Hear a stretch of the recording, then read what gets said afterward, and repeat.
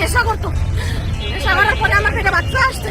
ওর নাম কি বলো তো? ওর নাম মোহাম্মদ আলাউদ্দিন। বাড়ি? বাড়ি পশ্চিম সিংপাড়া জীবনের সামনে। বাবার নাম কি? বাবার নাম সফিয়ার রহমান, মার নাম মলিমা বেগম। ওর সাথে আমার বিয়ে হয়, বিয়ে হওয়ার পরে বাচ্চা আসে পেটে। তারপর ওই নেশা করতো, প্রচুর পরিমাণ নেশা করতো। একটা একলা বাড়িতে কোনো কারেন্ট নাই, কোনো কিছু নাই, আমার একলাই থাকে রাখে। রাত একটা বাড়ি আসতো, আমার এই যৌবন নিয়ে আমি একলাই থাকি ওই ঘরে, ওই বাড়ি আসে না। তারপর আমার বাবাকে বলি, আমার বাবার বাড়ি থেকে সব কিছু নিয়ে আসি, ভরণ পোষণ, আমার কাপড় চোপড়, ভরণ পোষণ, খাওয়া দাওয়া সব আমার বাপ চালায়। আমার বাচ্চার ভরণ পোষণ বাপ চালায়, কিছুই দেয় না। ওর দুলাভাইকে দিয়া করছি, বিচার দিছি, কোনো কিছু না, ভালো হয় না, ফেলে আসে না। তারপর 10 বছর সংসার করার পরে ওর আমি নিজে ডিভোর্স দিই, কোর্টে আসে।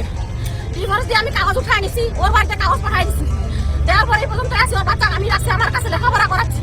এই পর্যন্ত আছি, আমার চলার জন্য আমি বাইরে যে কোনো একটা প্রতিষ্ঠানে কর্ম করে খাচ্ছি, একটা ক্লিনিকে, সেটা হলো prime diagnostic centre and clinic. আজকে আমি এখন যাচ্ছি মাতৃ স্বজনে রুগী আনার জন্য। রুগী আনতে যাই, আমার সামনে আসে আমার